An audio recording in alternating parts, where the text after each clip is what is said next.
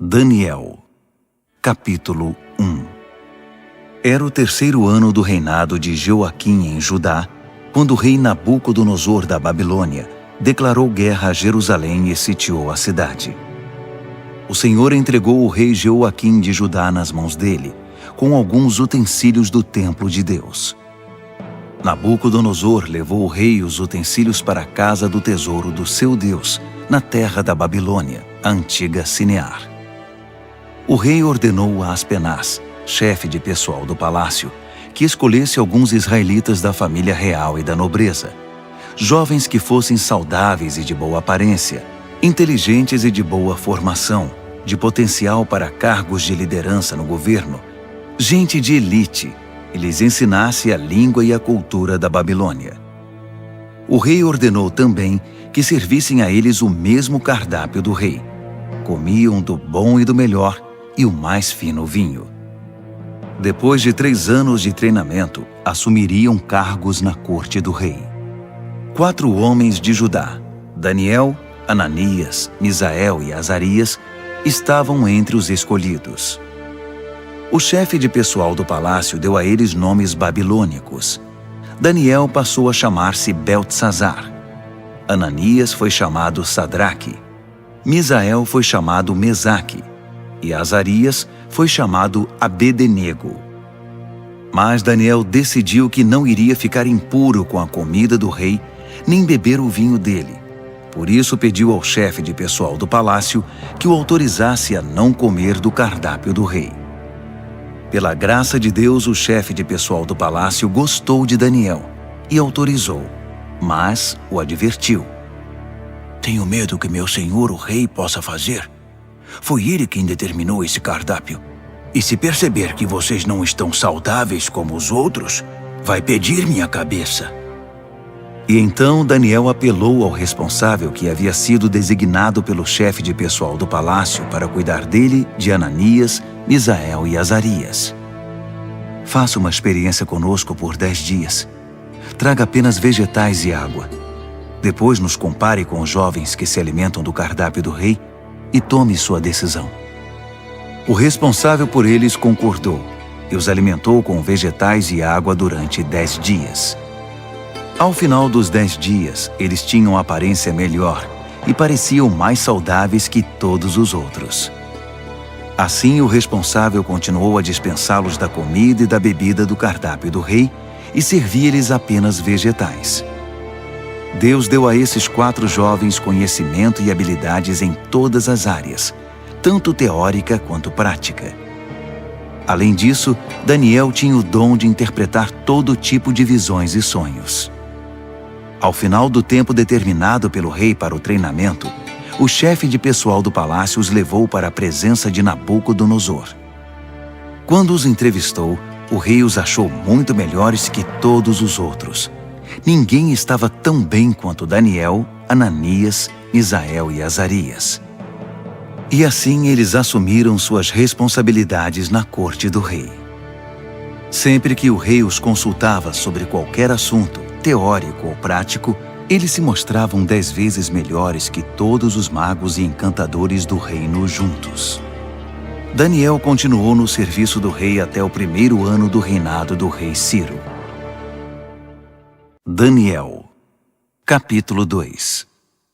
No 2º ano do seu reinado, o rei Nabucodonosor teve alguns sonhos que o estavam deixando maluco, tanto que ele nem conseguia mais dormir. Chamou então todos os magos, encantadores, feiticeiros e astrólogos da Babilônia para que interpretassem seus sonhos. Quando estavam todos na presença do rei, ele disse: Tive um sonho e não consigo tirá-lo da cabeça. Não vou conseguir dormir até saber o que significa. Os astrólogos, falando em aramaico, disseram: Que o rei viva para sempre. Conte-nos os sonhos e vamos interpretá-lo. O rei respondeu: Meu decreto é este. Se vocês não conseguirem me dizer qual é o sonho e me dar a interpretação, vou fazer picadinho de vocês e destruir suas casas. Mas se me contarem o sonho e derem a interpretação, Vou encher vocês de presentes e serão muito honrados. Então, digam-me qual foi o sonho e me deem a interpretação. Eles responderam: Vossa Majestade, por favor, conte-nos o sonho. Então daremos a interpretação. Mas o rei disse: Eu sei o que vocês estão tentando fazer.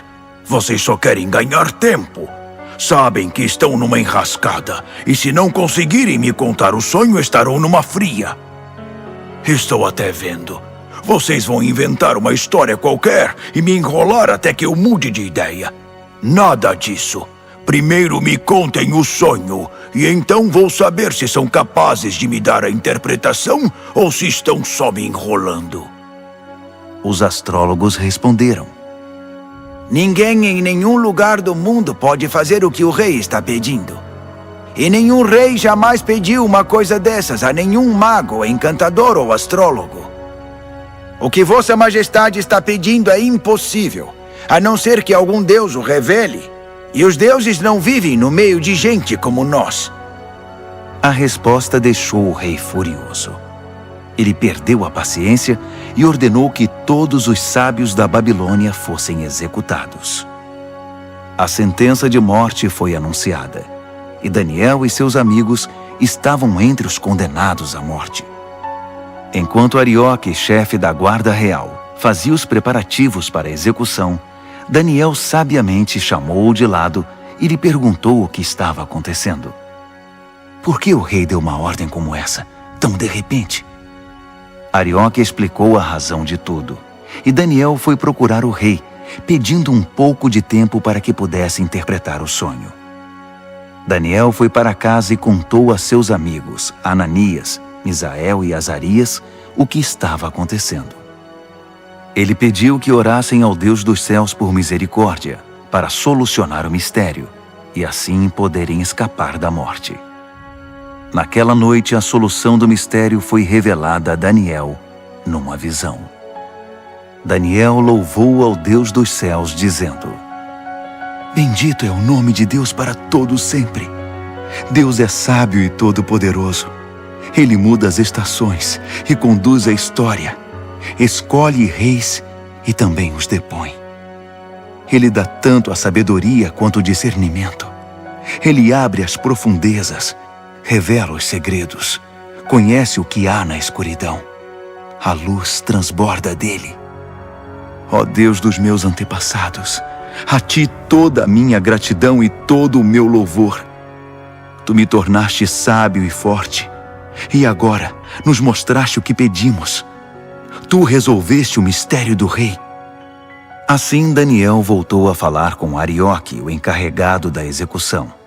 Ele disse: Cancele a execução. Leve-me ao rei. Eu vou interpretar o sonho dele. Arioque não perdeu um minuto. Correu ao rei, levando Daniel com ele, e disse: Achei um homem entre os exilados de Judá que pode interpretar o sonho. O rei perguntou a Daniel, cujo nome babilônico era Beltesazar: Você tem certeza de que pode fazer isto? Contar o sonho e interpretá-lo? Daniel respondeu ao rei: Nenhum homem pode decifrar o mistério do rei, quem quer que seja, sábio, encantador, mago ou astrólogo. Mas há um Deus no céu que revela os mistérios, e ele me revelou. Ele está mostrando ao rei Nabucodonosor o que vai acontecer no futuro. Este é o sonho que o rei teve, a visão que encheu sua mente. Enquanto Vossa Majestade estava deitado na cama, ó rei, vieram ideias sobre o que vai acontecer no futuro. Aquele que revela mistérios mostrou ao rei o que vai acontecer. Mas a interpretação foi dada por meu intermédio, não porque eu seja mais sábio que qualquer outra pessoa, mas para que o rei saiba o que significa e entenda o que sonhou. O que viu, ó rei, foi uma enorme estátua em pé na sua frente, muito impressionante, mas também apavorante. A cabeça da estátua era de ouro puro, o peito e os braços eram de prata, o ventre e os quadris eram de bronze, as pernas eram de ferro, e os pés eram uma mistura de barro com ferro. Enquanto você estava olhando para a estátua, uma pedra que se soltou por si só da montanha, sem que ninguém o fizesse, atingiu a estátua, esmigalhando os pés de ferro e barro. Então tudo desmoronou e ficou em pedaços. O ferro, o barro, o bronze, a prata e o ouro. Ficou tudo como restos amontoados, relegados ao esquecimento. Mas a pedra que atingiu a estátua tornou-se uma grande montanha que dominava o horizonte. Esse foi o sonho. Agora vamos à interpretação do sonho. Ó Rei, Vossa Majestade é o soberano mais poderoso da terra. O Deus do céu deu tudo ao Senhor: governo, poder, força e glória. Ele o designou responsável pela humanidade e por todos os animais do campo e as aves do céu, no mundo todo. O rei é o cabeça de todos os governantes. É a cabeça de ouro. Mas seu reino será tomado por outro reino, inferior ao seu, e este por um terceiro, o reino de bronze, que governará toda a terra. Por fim, um quarto reino, forte como o ferro, assumirá o poder. Assim como o ferro despedaça tudo que atinge, esse vai quebrar, esmigalhar e pulverizar todos os reinos anteriores. Mas os pés e os dedos dele, que são uma mistura de ferro e barro, significam que o reino será dividido, mas ainda haverá a força do ferro. Assim como os dedos eram de ferro e de barro, o reino terá uma parte forte e outra frágil. Esse reino fará alianças, mas não darão certo. Não conseguirá se unir a nenhum outro reino, assim como o ferro e o barro não se misturam. Mas no tempo desses reinos, o Deus do céu edificará um reino que nunca será destruído, nem nunca será dominado por outro. No final, esmagará os outros reinos, destruirá todos eles e será eterno. Será como a pedra que se soltou por si só da montanha, sem que ninguém o fizesse, que esmigalhou o ferro, o bronze, o barro, a prata e o ouro. O grande Deus fez o rei saber o que vai acontecer no futuro. Essa é a revelação exata do sonho, e também a interpretação correta. Quando Daniel terminou, o rei Nabucodonosor, perplexo, prostrou-se com o rosto no chão diante de Daniel.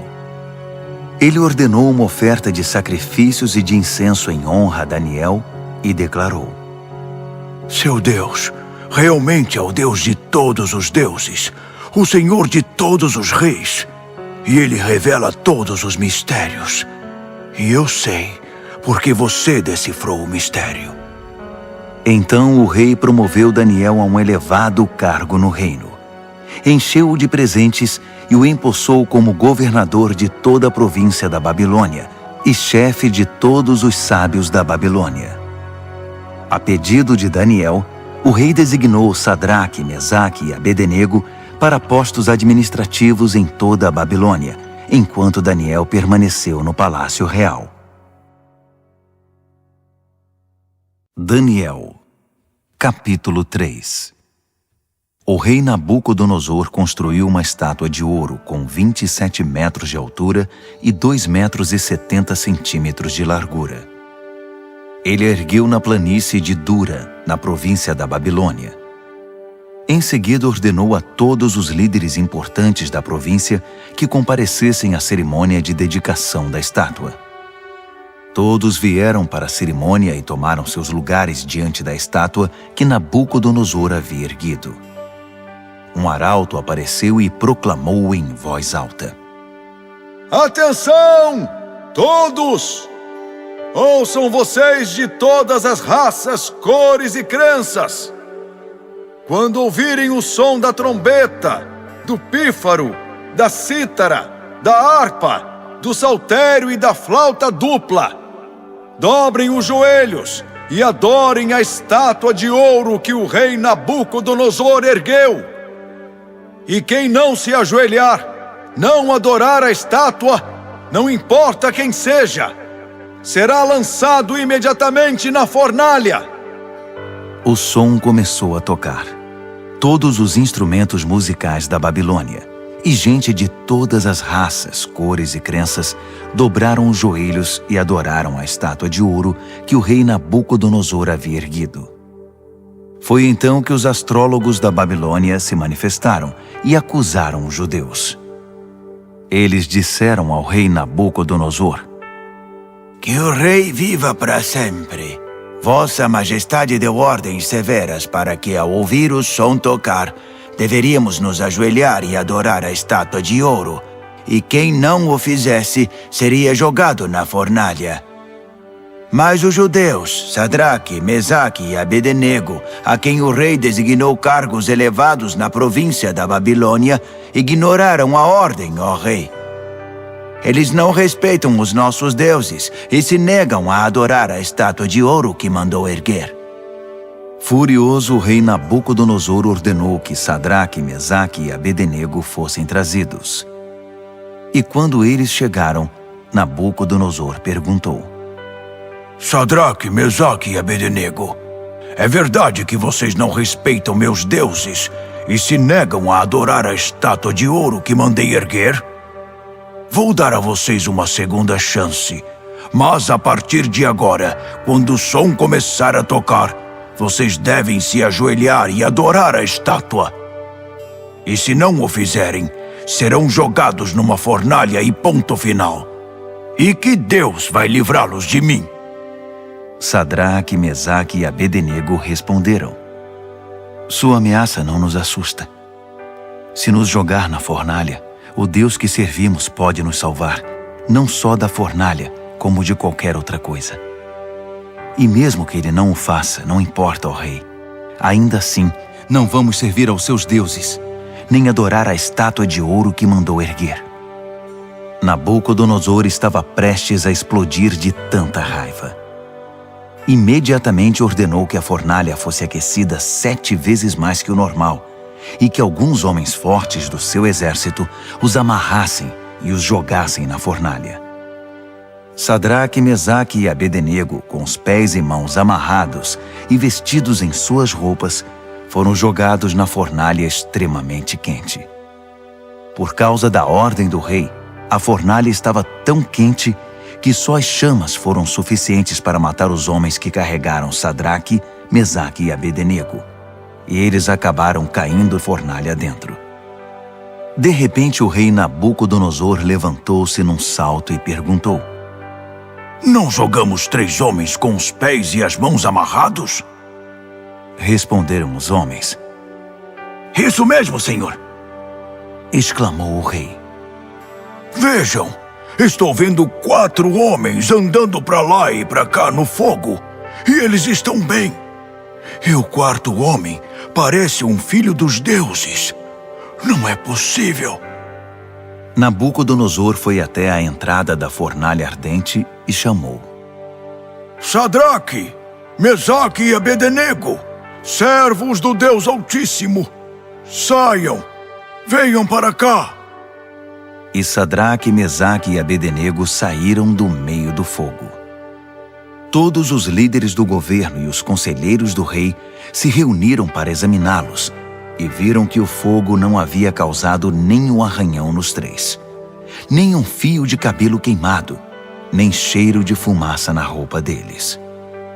Nabucodonosor exclamou: Bendito seja o Deus de Sadraque, Mesaque e Abednego. Ele enviou seu anjo e salvou seus servos. Eles confiaram no seu Deus a ponto de ignorar as ordens do rei e arriscaram sua vida, mas não serviram nem adoraram outros deuses. Por isso decreto: todo, de qualquer lugar, cor, raça ou crença, que disser alguma coisa contra o Deus de Sadraque, Mesaque e Abednego, será despedaçado, e sua casa será destruída. Nunca houve um Deus que salvasse como esse. Então o rei promoveu Sadraque, Mesaque e Abednego na província da Babilônia. Daniel, capítulo 4. O rei Nabucodonosor a todos, de todas as raças, cores e crenças do mundo. Paz e prosperidade a todos. É um privilégio contar a vocês os grandes milagres que o Deus Altíssimo fez por mim. Seus milagres são impressionantes e suas maravilhas surpreendentes. Seu reino dura para sempre, e seu governo soberano é eterno.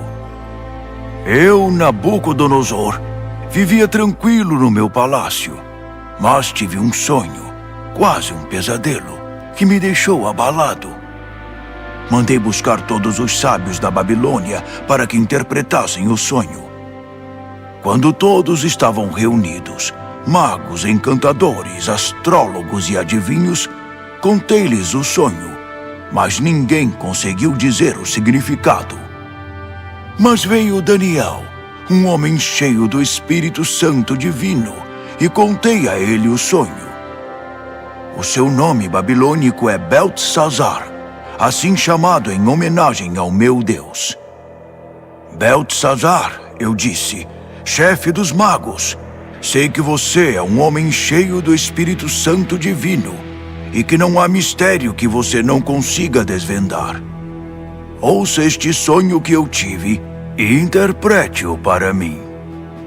Isto foi o que vi deitado na minha cama. Havia uma grande árvore no centro do mundo. Eu olhei e a árvore cresceu, tornando-se maior ainda. Seu topo alcançava o céu e era visto de todos os lugares da terra. Suas folhas eram belas e seus frutos fartos, produzindo comida suficiente para todos. Os animais se abrigavam debaixo dela e as aves faziam ninhos nos galhos. Todo mundo dependia dela. E enquanto eu ainda estava deitado, vi também isto. Um anjo desceu do céu e ordenou: derrubem a árvore, cortem seus galhos, arranquem suas folhas e espalhem seus frutos. Caçem os animais que estão debaixo dela e espantem os pássaros de seus galhos, mas deixem o toco e as raízes presos com ferro e bronze junto à relva do campo.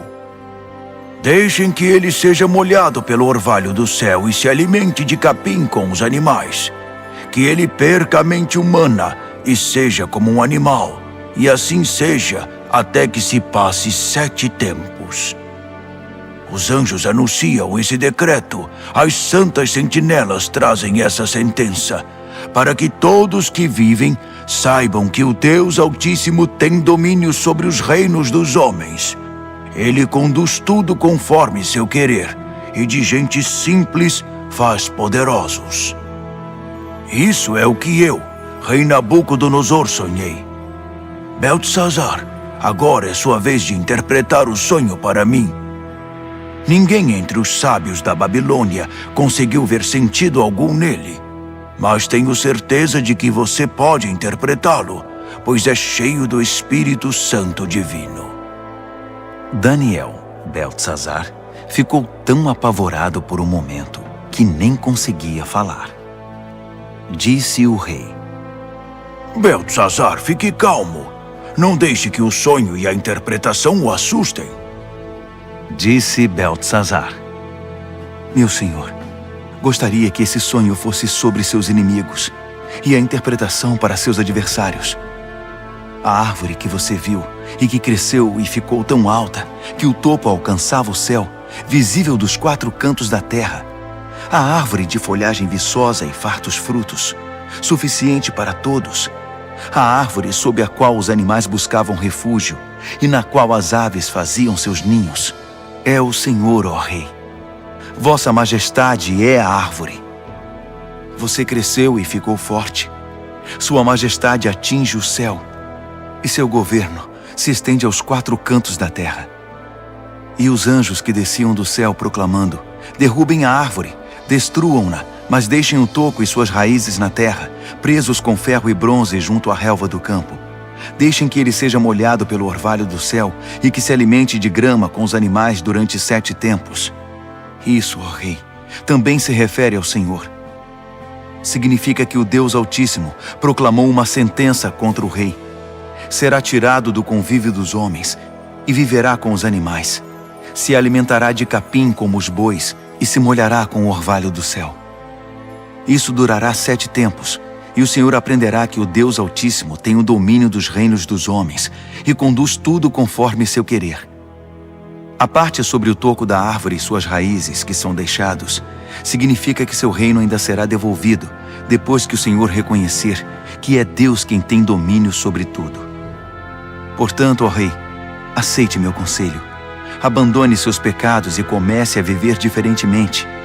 Deixe essa vida de maldades, viva com justiça e cuide dos necessitados e desamparados. Só assim o Senhor continuará a viver tranquilo. Tudo isso aconteceu ao rei Nabucodonosor. Passados apenas 12 meses, ele estava andando pela sacada do palácio real na Babilônia e, de repente, exclamou orgulhoso: Olhe para tudo isto. É a grande Babilônia. E eu a construí sozinho, como capital do meu reino para minha honra e glória. Assim que as palavras saíram da sua boca, ouviu-se uma voz do céu: Esse é o decreto contra você, rei Nabucodonosor. Seu reino foi tomado de você. Você será tirado do convívio dos homens, viverá com os animais do campo e comerá capim como boi. A sentença é para 7 tempos, o suficiente para você aprender que o Deus Altíssimo tem domínio sobre os reinos dos homens e põe no trono quem ele quer. Isso aconteceu imediatamente. Nabucodonosor foi tirado da convivência dos homens, comeu capim como boi e se molhou com o orvalho do céu. Seu cabelo cresceu como as penas da águia, suas unhas como as garras do falcão. Ao final daquele período, eu, Nabucodonosor, olhei para o céu, recobrei o juízo e bendisse o Deus Altíssimo, agradecendo e glorificando ao Deus que vive para sempre. Seu domínio dura para sempre, seu reino nunca será decadente. A vida na terra é insignificante. Deus faz tudo conforme seu querer. Ninguém pode opor-se à sua vontade, ninguém pode questioná-lo ou desafiá-lo. Ao mesmo tempo em que recobrei o juízo, recuperei a majestade e a glória do meu reino. Todos os líderes e gente importante vieram me ver. Fui restabelecido como rei no meu reino e me tornei maior que antes. E é por isso que eu, Nabucodonosor, canto e louvo ao Rei do céu. Tudo o que ele faz é justo, e ele o faz da maneira certa. Ele sabe como tratar gente orgulhosa e tem o poder para torná-los humildes. Daniel, capítulo 5. O rei Belsazar convidou Humilde e seus nobres para um grande banquete. O vinho era muito bem servido.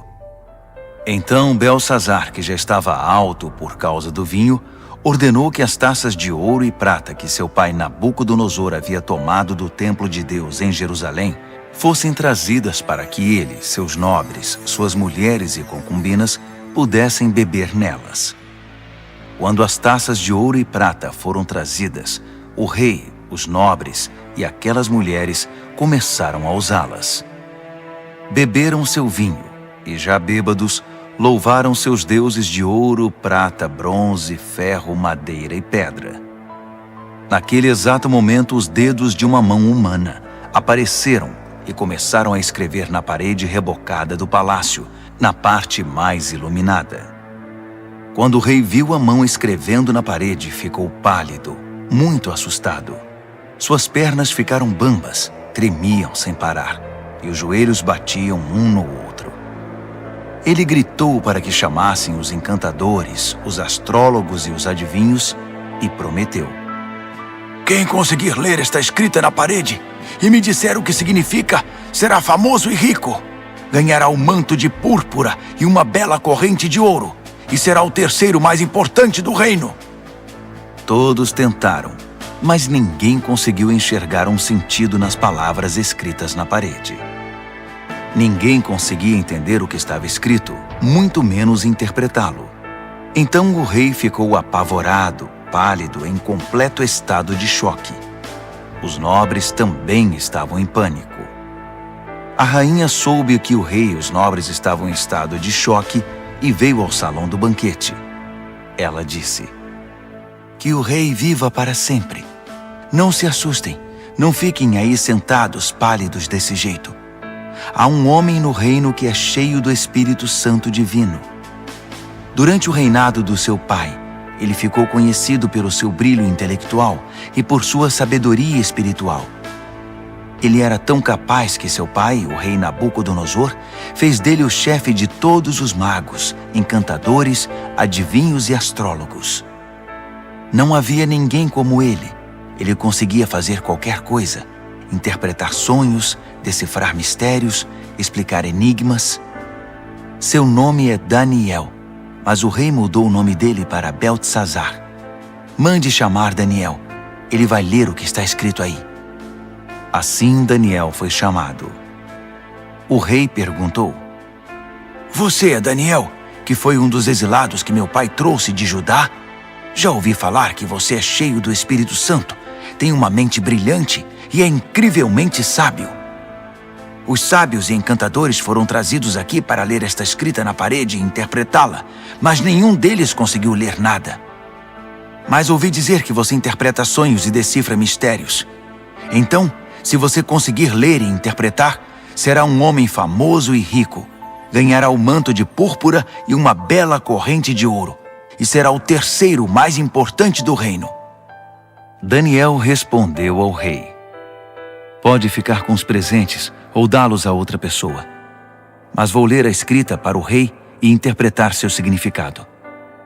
Ouça, ó rei, o Deus Altíssimo deu a seu pai Nabucodonosor um grande reino e uma gloriosa reputação. Deus o fez muito poderoso, e pessoas de todos os lugares, de toda raça, cor ou crença, se sentiam intimidadas por ele. Ele as matava ou poupava, como e quando queria. Promovia ou humilhava as pessoas como bem desejava. Então Deus o humilhou e o privou de todo o poder. Ele foi tirado do convívio dos homens e passou a viver como animal. Comeu capim como boi e se molhou com o orvalho do céu até aprender esta lição: que o Deus Altíssimo tem domínio sobre os reinos dos homens e põe no trono quem ele quer. Você é filho dele, sabe de tudo isso, mas é tão arrogante quanto ele no seu pior momento. Olhe para você mesmo. Quer competir com o Senhor do céu? Você mandou buscar as taças sagradas do templo dele só por farra, para que o Senhor, seus nobres, suas mulheres e concubinas pudessem beber nelas. O rei usou as taças sagradas para brindar seus deuses de prata e ouro, de bronze e ferro, de madeira e pedra, deuses cegos, surdos e mudos. Mas tratou com desprezo o Deus vivo, que tem a sua vida nas mãos, desde o nascimento até a morte. Deus enviou a mão que escreveu na parede, e o que está escrito é: Mene, Tekel e Peres. E este é o significado dessas palavras. Mene, Deus contou os dias do seu governo, e suas contas são negativas.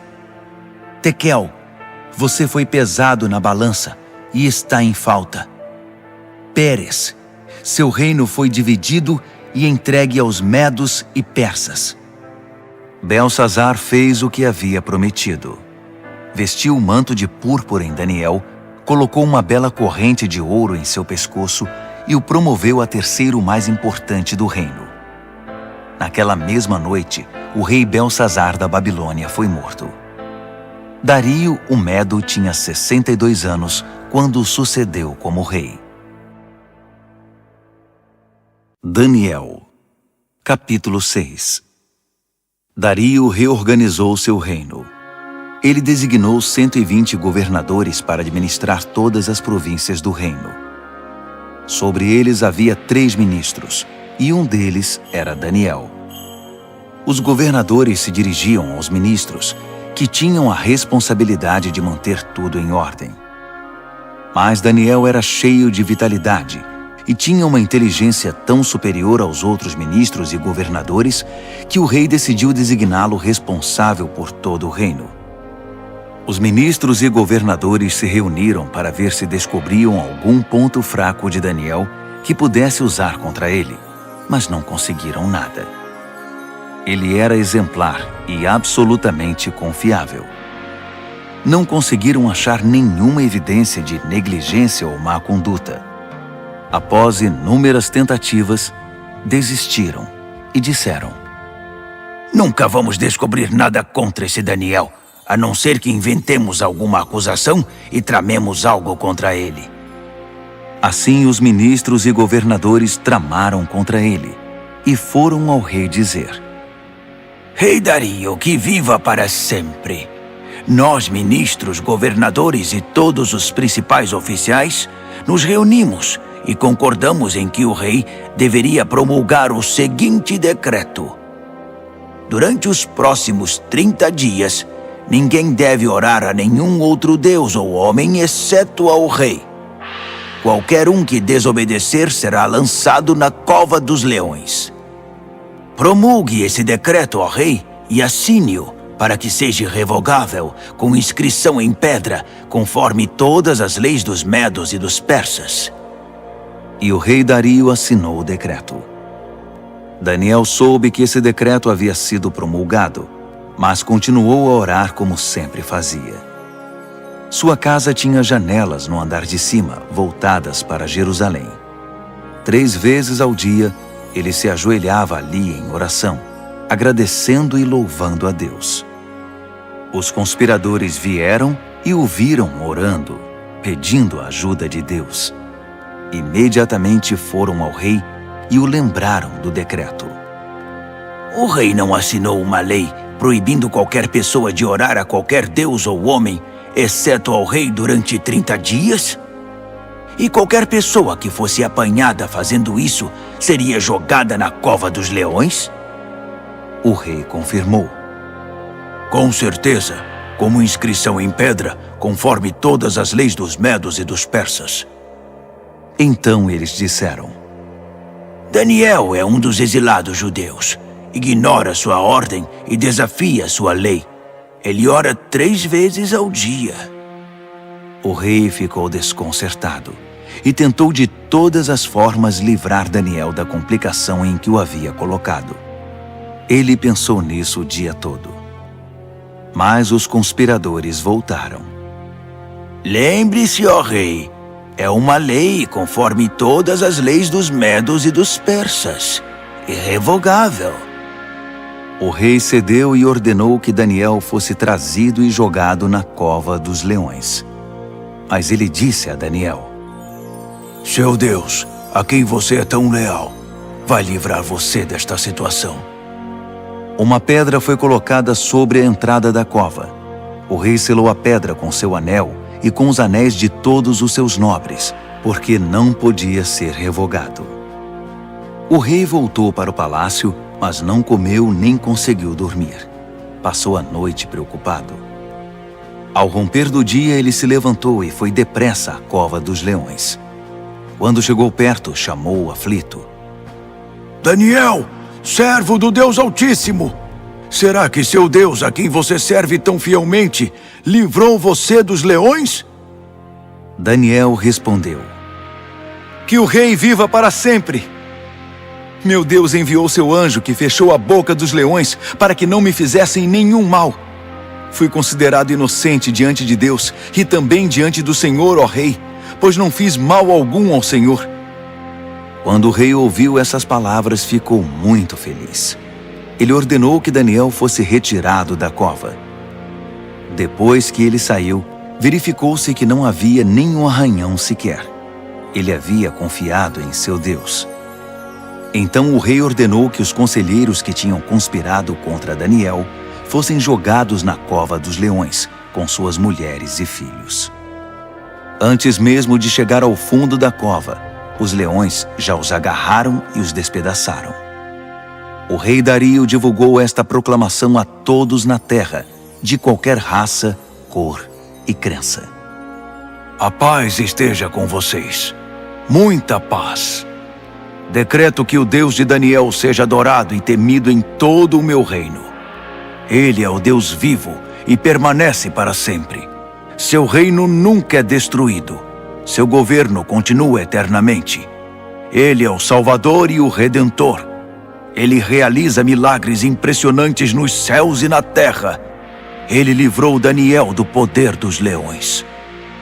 Daniel foi muito bem tratado no restante do reinado de Dario e também no reinado seguinte, de Ciro, o persa.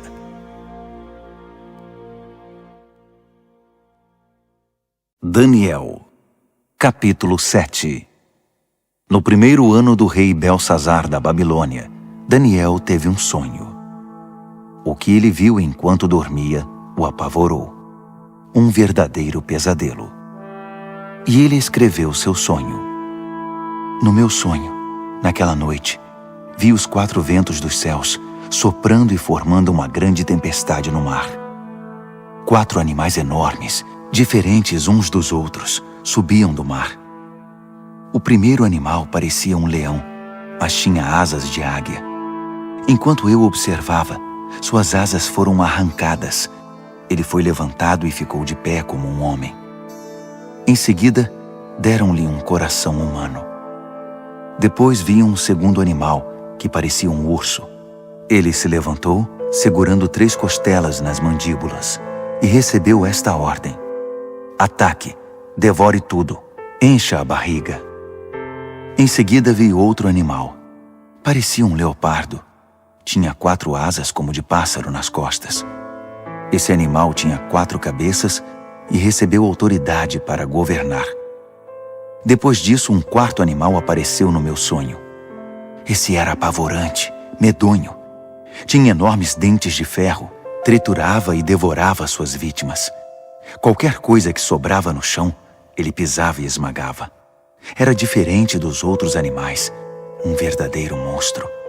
E tinha 10 chifres. Enquanto eu observava os chifres, tentava imaginar o que significavam.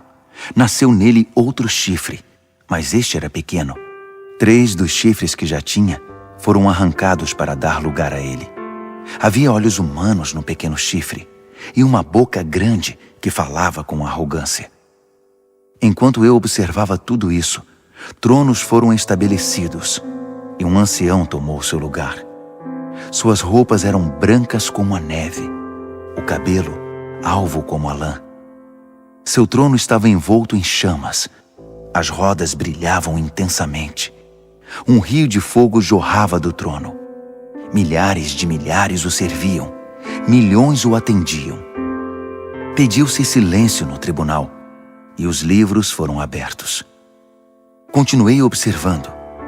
O chifre pequeno falava com arrogância e enquanto eu observava, o monstro foi morto e seu corpo foi lançado no fogo. Os outros animais viveram ainda algum tempo, mas não fizeram nada, não tinham poder para governar. Meu sonho continuou. Então vi alguém, um filho de homem, chegando no meio de nuvens. Ele se aproximou do ancião e foi apresentado a ele. Ele recebeu poder para governar, toda a glória da realeza. Todas as raças, cores e crenças lhe serviram e o adoraram. Seu reinado será para sempre, não terá fim. Seu governo real nunca será destruído. Mas quanto a mim, Daniel, fiquei perturbado. As visões me deixaram apavorado. Por isso eu me aproximei de alguém que estava perto e perguntei o significado de tudo aquilo. E ele me deu a interpretação. Esses 4 animais enormes, disse ele, significam 4 reinos que aparecerão na terra. Mas a certa altura, o povo santo do Deus Altíssimo receberá o reino e o manterá para sempre. Sim, para sempre. Mas eu queria saber mais. Estava curioso sobre o 4º animal, aquele que era tão diferente dos outros, o monstro medonho com os dentes de ferro e garras de bronze, que engolia o que despedaçava e pisoteava tudo o que via pela frente. E eu queria saber também a respeito dos 10 chifres e do chifre pequeno que nasceu, ocupando o lugar de 3 dos primeiros chifres. Esse novo chifre tinha olhos e com sua boca grande falava de forma arrogante, dominando os outros chifres. Observei que esse chifre fazia guerra contra o santo povo de Deus e levava vantagem sobre eles. Mas o ancião interveio e decidiu a favor do povo do Deus Altíssimo. No final, o povo santo de Deus assumiu o controle do reino. A pessoa que estava perto de mim explicou: o quarto animal é o quarto reino que aparecerá na terra. Será diferente dos 3 primeiros, um reino monstruoso que devorará e pisoteará todos à sua volta. Os 10 chifres são 10 reis, um após o outro, que procederão desse reino. Mas então, outro rei aparecerá. Ele será diferente dos reis anteriores. Começará derrubando os outros reis e blasfemando contra o Deus Altíssimo. Ele perseguirá os seguidores do Deus Altíssimo e tentará eliminar a adoração sagrada e a prática da justiça. O santo povo de Deus será perseguido por ele durante um tempo, 2 tempos e meio tempo. Mas quando for feito silêncio no tribunal, o chifre não terá mais o seu poder e será destruído definitivamente. O governo real, a autoridade e a glória de todos os reinos debaixo do céu serão entregues ao povo do Deus Altíssimo, e esse governo durará para sempre. Todos os outros governantes irão servir e prestar obediência a ele.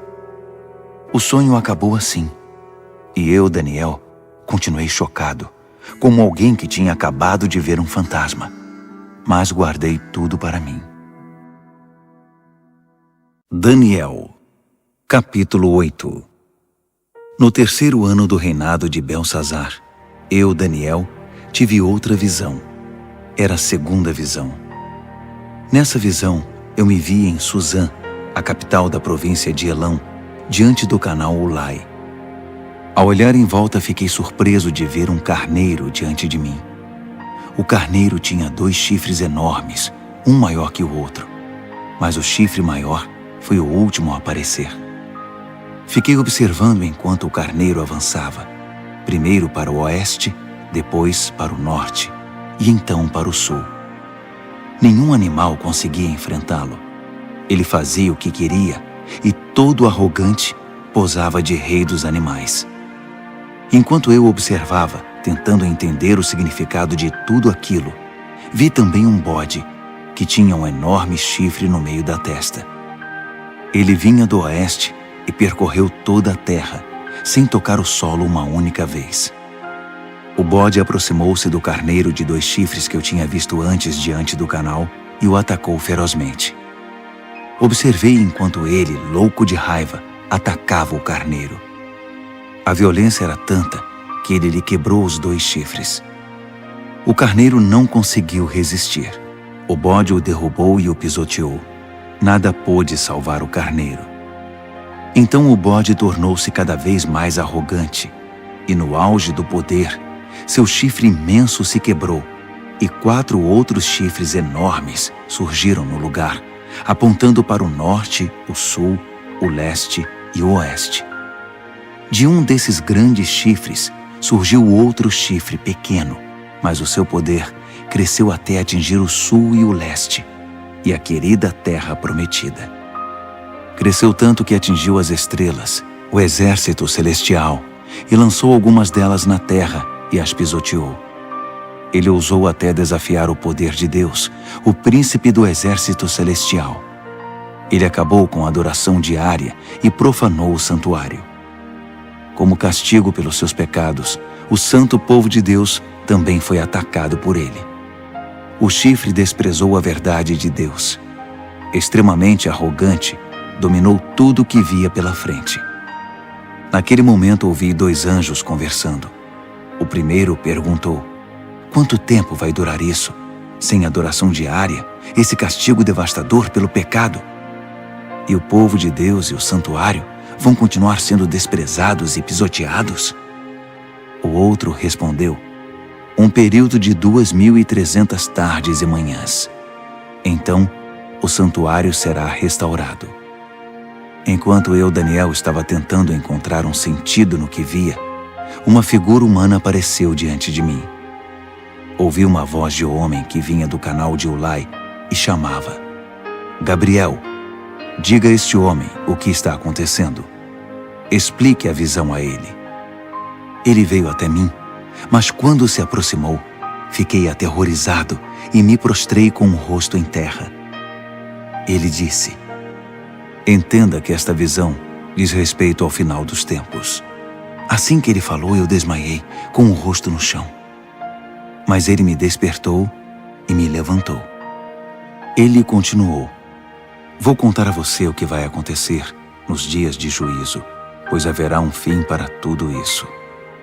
O carneiro de 2 chifres que você viu representa os 2 reis dos Medos e dos Persas. O bode representa o reino dos gregos, e o chifre enorme na testa dele é o primeiro rei. Os 4 chifres que surgiram no lugar dele, depois que foi quebrado, são os 4 reis que virão depois dele, mas sem o mesmo poder. Quando o reinado deles estiver no fim e as rebeliões se intensificarem, surgirá um rei cruel, um mestre da maldade. Seu poder aumentará imensamente. Ele será arrogante, de fala autoritária, fazendo exatamente o que quer. Derrubará poderosos e santos por todos os lados. Suas ações criminosas vão se multiplicar. E como vão? Ele vai achar que é invencível e vai se livrar de todos os que cruzarem seu caminho. Mas quando enfrentar o príncipe dos príncipes, será esmigalhado, mas não por mãos humanas. A visão das 2.300 tardes e manhãs é precisa, mas confidencial. Então, mantenha-a em segredo.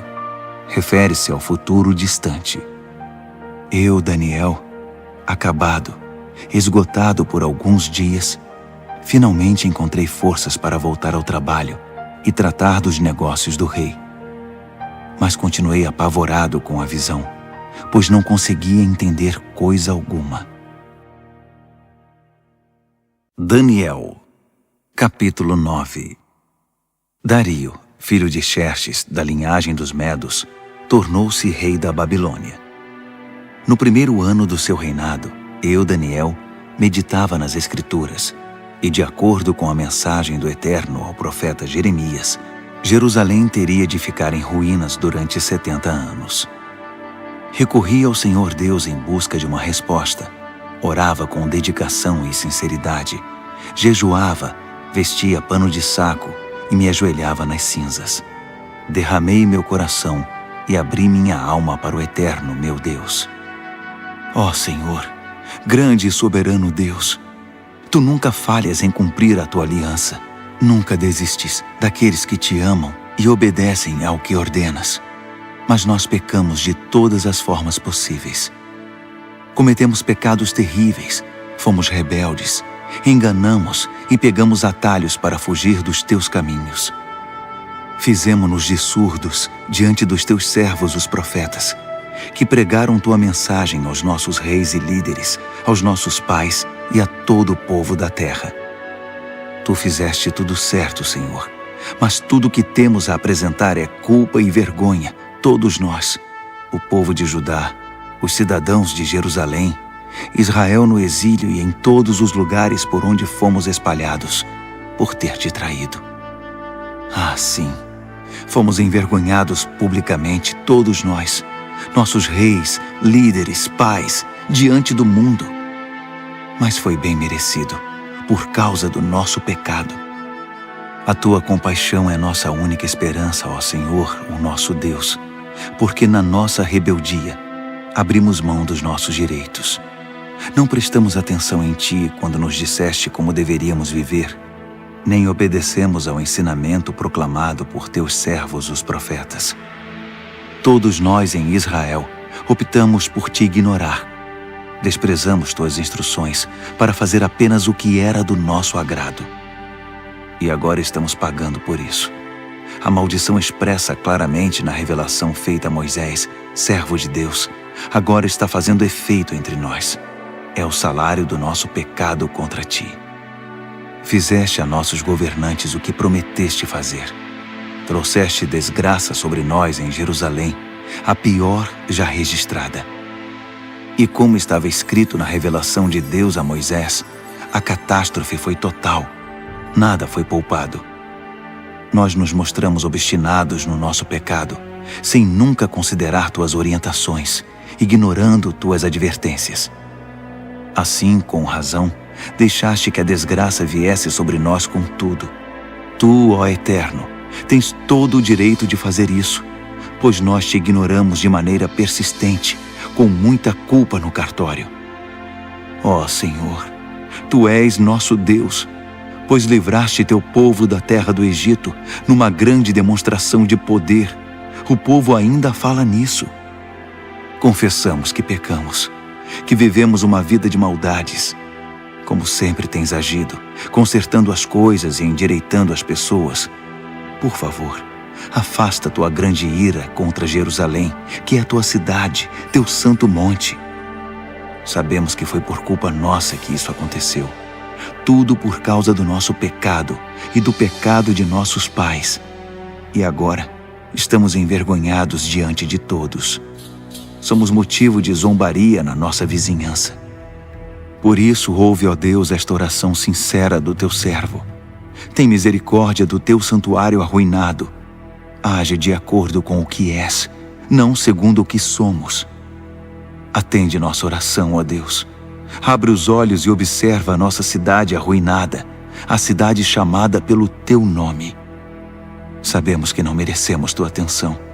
Nosso apelo é a tua compaixão. Esta oração é nossa única esperança. Senhor, ouve-nos. Senhor, perdoa-nos. Senhor, olha para nós e faz alguma coisa. Senhor, não nos desprezes. Tua cidade e teu povo são chamados pelo teu nome. Defende teus interesses. Enquanto eu derramava meu coração, confessando meu pecado e o pecado do meu povo Israel, orava e apresentava toda a minha vida diante do Eterno e intercedia pelo santo monte do meu Deus. Enquanto eu estava mergulhado na oração, Gabriel, o ser semelhante a um homem, aquele que eu tinha visto numa visão anterior, aproximou-se de mim, voando como uma ave na hora da adoração da noite. Ele se pôs diante de mim e disse: Daniel, vim esclarecer as coisas. Assim que você começou sua oração, a resposta foi dada, e agora estou aqui para entregá-la. Você é muito amado, por isso, ouça com cuidado para entender o significado da revelação. 70 semanas estão decretadas para seu povo e sua santa cidade, como forma de conter a rebelião, dar fim ao pecado, arrancar o crime pela raiz, estabelecer a justiça para sempre, cumprir a profecia e ungir o lugar santíssimo. Aqui está o que você precisa entender. Desde o momento em que a ordem for dada para a reconstrução de Jerusalém, até a vinda do líder ungido, haverá 7 semanas. A reconstrução levará 62 semanas, incluindo a construção de ruas e muros. Serão tempos difíceis. Depois das 62 semanas, o líder ungido será morto. É o seu fim. A cidade e o santuário serão arruinados pelo exército do novo líder que chegar. O fim virá de repente, como uma onda enorme. Haverá guerras até o fim, e a desolação estará na ordem do dia. Então, no período de 1 semana, ele fará muitas alianças importantes. Mas na metade dessa semana, ele acabará com a adoração e as orações. No lugar da adoração, irá se instalar a besta da profanação, que permanecerá ali até finalmente ser destruída. Daniel, capítulo 10. No 3º ano do reinado de Ciro, rei da Pérsia, uma mensagem veio a Daniel, cujo nome babilônico era Beltesazar. A mensagem era verdadeira e falava de uma grande guerra. Ele entendeu, pois seu significado veio por revelação. Durante aqueles dias, eu, Daniel, guardei luto por Jerusalém durante 3 semanas. Comi apenas comida simples, sem tempero, e não comi carne nem bebi vinho. Não tomei banho nem me barbeei até que tivessem passado as 3 semanas. No dia 24 do 1º mês, eu estava de pé diante do grande rio, o Tigre. Levantei os olhos e para minha surpresa, vi um homem vestido de linho, com um cinto de ouro puro na cintura. Seu corpo brilhava como se fosse esculpido de pedra preciosa. A face era radiante, e os olhos, vivos e penetrantes como tochas. Os braços e pernas reluziam como bronze polido, e sua voz soava como um grande coral. Eu, Daniel, fui o único a vê-lo. Os homens que estavam comigo, embora não estivessem vendo, foram tomados de medo e correram para se esconder, temendo o pior. Quando fiquei sozinho depois dessa visão, abandonado pelos meus amigos, meus joelhos ficaram bambos e o rosto pálido, sem força nenhuma. Quando ouvi o som da sua voz, não resisti e desmaiei. Caí com o rosto no chão.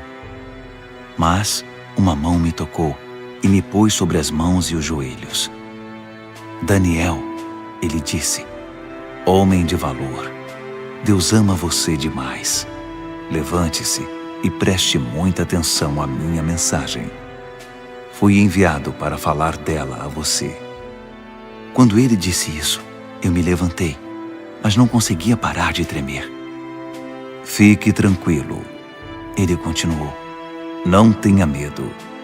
Quando você decidiu se humilhar para receber entendimento, sua oração foi ouvida, e eu me dispus a vir até aqui.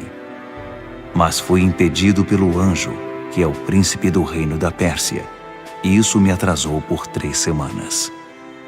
Mas Miguel, um dos anjos supremos, veio em meu socorro e ficou ali com o anjo, que é o príncipe da Pérsia. Estou aqui para ajudar você a entender o que vai acontecer com seu povo, pois a visão fala do futuro. Enquanto ele falava, fiquei só olhando para o chão. Não conseguia dizer nada e fui surpreendido por algo parecido com uma mão humana que me tocou os lábios. Então abri a boca e comecei a falar. Quando vi, fiquei apavorado. Minhas pernas ficaram bambas. Eu não conseguia me mexer. Como é possível que eu, um humilde servo, fale com alguém como o Senhor? Estou completamente paralisado. Mal consigo respirar. Aquele ser, que parecia humano, me tocou outra vez e me deu forças. Ele disse, não tenha medo. Fique em paz. Você é amado demais. Tudo vai ficar bem. Tenha coragem. Seja forte. Enquanto ele ainda falava, veio-me coragem e retomei as forças. Então eu disse, pode falar, porque o Senhor me deu forças. Ele disse, você sabe por que vim aqui? Preciso voltar para lutar contra o anjo que é o príncipe da Pérsia. E depois que eu o tirar do caminho, chegará o anjo, que é o príncipe da Grécia. Mas antes deixe-me contar a você o que está escrito no livro da verdade. Ninguém me ajuda na minha luta contra esses seres, a não ser Miguel, o anjo, que é o príncipe de vocês. Daniel, capítulo 11. Eu tenho ajudado da melhor maneira possível, desde o 1º ano do reinado de Dario, rei dos Medos. Mas agora deixe-me dizer como estão as coisas. Outros 3 reis da Pérsia aparecerão, e depois deles um 4º rei, que será muito mais rico que os outros. Quando ele achar que já tem poder suficiente, ganho com sua riqueza, declarará guerra contra o reino da Grécia. Nesse momento, aparecerá um rei poderoso, que dominará um enorme território e conduzirá tudo como bem entender. Mas no auge do seu poder, quando tudo estiver aparentemente bem, seu reino se dividirá em 4 partes, norte, sul, leste e oeste. Mas seus herdeiros não receberão nada. Não haverá continuidade do poder, pois outros o tomarão. Em seguida, o rei do sul se fortalecerá, mas um dos seus príncipes será mais forte que ele e governará um território ainda maior. Depois de alguns anos, os dois se tornarão aliados, e a filha do rei do sul se casará com o rei do norte para consolidar o acordo. Mas a influência dela enfraquecerá, e seu filho não sobreviverá. Ela, seus servos, seu filho e seu marido serão traídos. Algum tempo depois, alguém da família real aparecerá e assumirá o trono. Ele assumirá o comando do exército, invadirá o norte e alcançará grande vitória. Ele tomará os deuses de metal deles e todos os utensílios de ouro e prata que os acompanham e os levará para o Egito. Passado algum tempo, o rei do norte se recuperará e invadirá a terra do rei do sul, mas não terá sucesso. Terá de bater em retirada. Mas seus filhos formarão um exército gigante e descerão como uma inundação, um ataque impetuoso sobre as defesas do sul. Furioso, o rei do sul sairá e enfrentará o rei do norte, que estará à espera com seu enorme exército, mas, apesar disso, será derrotado. Enquanto os cadáveres são tirados do campo, o rei, com muita sede de sangue, sairá massacrando dezenas de milhares. Mas sua vitória não vai durar muito, pois o rei do norte reunirá um exército ainda maior que o anterior, e depois de alguns anos, voltará à batalha com inúmeros soldados, muito arsenal e provisões inesgotáveis. Naqueles dias, muitos outros se engajarão na batalha contra o rei do sul. Revoltosos do seu próprio povo, embriagados por sonhos de poder, se ajuntarão a eles, mas acabarão frustrados. Quando o rei do norte chegar, fará rampas de cerco e conquistará a cidade fortificada. Os exércitos do sul serão despedaçados diante dele. Nem mesmo suas famosas tropas de choque conterão o agressor. Ele entrará todo arrogante, como se fosse o dono de tudo. Ele se apossará da linda terra e se instalará aí. Depois, prosseguirá para ter controle total. Fará um tratado de paz e até dará sua filha em casamento ao rei do sul, parte de uma trama para destruí-lo de vez. Mas o plano será um fiasco, não será bem-sucedido. Mais tarde, voltará sua atenção para as regiões costeiras e fará inúmeros prisioneiros. Mas um general intervirá e dará um basta às suas ameaças. Quem metia medo ficará amedrontado. Ele voltará para casa e passará a cuidar dos próprios negócios. Mas a essa altura já estará acabado e logo já não se ouvirá mais falar dele. Ele será sucedido por um perdedor, já com seu governo, sua reputação e sua autoridade em frangalhos. Por isso não durará muito, sairá da história rapidamente, sem nem mesmo ter lutado. Seu lugar será preenchido por um sujeito desprezado e desprezível. Mas ele surpreenderá todos, saindo como que do nada e se apossando do reino. Ele avançará como um rolo compressor, e até o príncipe da aliança será esmagado. Depois de negociar um cessar-fogo, ele violará as condições. Que traidor! Com alguns poucos comparsas, assumirá o controle total. Ele invadirá as províncias mais ricas, quando elas menos esperarem. Ultrapassará todos seus antepassados, prenderá e saqueará. Viverá com seus amigos num luxo desmedido. Ele fará planos contra as cidades fortificadas, mas não será por muito tempo. Ele ajuntará um grande exército muito bem armado para combater o rei do sul. Em resposta, o rei do sul manterá seu exército, ainda maior, a postos, pronto para a batalha. Mas não será capaz de sustentar essa condição por muito tempo, em razão das intrigas nas próprias fileiras. Sua corte estará minada por tramas e conspirações.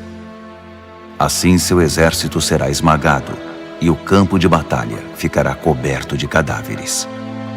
Os dois reis, ambos com planos maldosos um contra o outro, vão se sentar à mesa de conferências e negociarão seus engodos. Nada resultará desse tratado, que não passará de um emaranhado de mentiras. Mas ainda não é o fim. A história não acabou. O rei do norte irá para casa carregado de despojos, mas sua mente estará voltada para a destruição da Santa Aliança enquanto estiver passando pela terra a caminho de casa. 1 ano mais tarde, ele comandará nova invasão ao sul, mas a segunda invasão não será como a primeira. Quando os navios romanos chegarem, ele dará meia volta e retornará para casa. Mas ao passar pela terra, seu ódio contra a Santa Aliança será despertado. Ele fará acordo com todos os que se dispuserem a trair a Santa Aliança, tomando partido deles. Suas forças entrarão marchando e profanarão o santuário e a cidadela. Eles irão banir a adoração diária, substituindo-a pela besta da profanação. O rei do norte honrará os que traírem a Santa Aliança, corrompendo-os ainda mais com sua conversa sedutora. Mas os que forem leais a Deus tomarão posição firme a favor de Deus. Os que mantiverem o bom senso ensinarão o bem às multidões pelo exemplo. Eles serão submetidos a provas terríveis durante um certo período. Alguns serão mortos, outros queimados, alguns exilados, outros roubados. Quando a prova for muito difícil, receberão alguma ajuda, mas não muita. E muitos dos pretensos ajudadores se portarão com indiferença. A provação refinará e purificará os que mantiverem o bom senso e permanecerem leais, porque há ainda mais por vir. Enquanto isso, o rei do norte estará agindo sem impedimento. Ele se levantará a uma posição superior à de qualquer deus, e até mesmo ousará desafiar o Deus dos deuses. Por um tempo isso será tolerado, até que se complete esse tempo de juízo, pois o que foi decretado precisa ser cumprido. Ele não terá respeito algum pelos deuses dos seus antepassados, nem mesmo pelo Deus predileto das mulheres. Desprezando qualquer Deus, o rei do norte se inchará de orgulho e se achará maior que todos eles. Ele chegará a ponto de desprezar o Deus dos santos, e no lugar em que Deus é adorado, colocará em exibição, com generoso ornamento de prata, ouro e pedras preciosas, um Deus novo, do qual nunca se ouviu falar. Marchando sob a bandeira desse Deus estranho, ele atacará as principais fortalezas. Promoverá todos os que seguirem esse Deus, dando a eles cargos importantes e recompensando-os com concessões de terras. Na conclusão dessa história, o rei do sul o enfrentará, mas o rei do norte se lançará contra ele como um furacão, com seus carros e cavalos e uma grande frota de navios, e varrerá tudo que estiver no seu caminho. Ao entrar na linda terra, as pessoas cairão diante dele como peças de dominó. Só Edom, Moabe e alguns amonitas escaparão. Ele vai avançar, dominando país após país. Nem o Egito escapará. Ele confiscará o ouro, a prata e todos os bens valiosos do Egito. Os líbios e os etíopes cairão com ele. Mas nesse momento, relatos perturbadores virão do norte e do leste e o farão entrar em pânico. Furioso, ele se apressará em suprimir a ameaça. Mas assim que armar suas tendas entre o mar Mediterrâneo e o Monte Santo, inúmeras tendas reais, ele encontrará seu fim. E não haverá uma alma viva por perto para ajudá-lo. Daniel, capítulo 12. Esse será o momento quando Miguel, o grande anjo, que é o príncipe defensor do seu povo, entrará em cena. Será um tempo de desgraça, a pior desgraça que o mundo já conheceu. Mas seu povo será salvo da desgraça, todos os que tiverem o nome escrito no livro. Uma grande multidão, composta daqueles que já morreram e foram sepultados, acordará. Alguns para a vida eterna, outros para a vergonha eterna. Homens e mulheres que viveram de forma sábia e justa brilharão como a noite sem nuvens, repleta de estrelas. E os que conduziram outras pessoas ao caminho certo brilharão como estrelas para sempre. Este é um relato confidencial, Daniel, para seus olhos e ouvidos somente. Mantenha-o em segredo. Guarde o livro fechado à chave até o final. Nesse ínterim, haverá uma busca frenética para se tentar entender o que está acontecendo. Enquanto eu, Daniel, ouvia tudo isso, apareceram 2 seres, um do lado do rio em que eu estava e o outro do outro lado. Um deles perguntou a um terceiro homem vestido de linho que estava acima das águas do rio: até quando vai continuar essa história intrigante? O homem vestido de linho, que estava acima das águas do rio, levantou as mãos para o céu. Ouvi quando ele jurou solenemente pelo Eterno que seria um tempo, 2 tempos e meio tempo, e que quando o opressor do povo santo fosse derrubado, a história chegaria ao seu final. Ouvi tudo isso claramente, mas não entendi. Por isso perguntei: Senhor, pode me explicar isso? Continue a fazer o que está fazendo, Daniel. Ele disse: a mensagem é confidencial e será guardada a chave até o fim, até que tudo chegue à sua conclusão. O povo será purificado e renovado, mas os maus continuarão sendo maus, sem ter a menor ideia do que está acontecendo. Já os que viverem de forma sábia e justa entenderão tudo. A partir do momento em que a adoração diária for abolida do templo e a besta da profanação for introduzida no seu lugar, vão se passar 1290 dias. Abençoados os que persistirem pacientemente durante os 1335 dias. E você prossiga em sua jornada, sem ficar ansioso ou preocupado. Fique tranquilo. Quando tudo tiver passado, você se levantará para receber sua recompensa.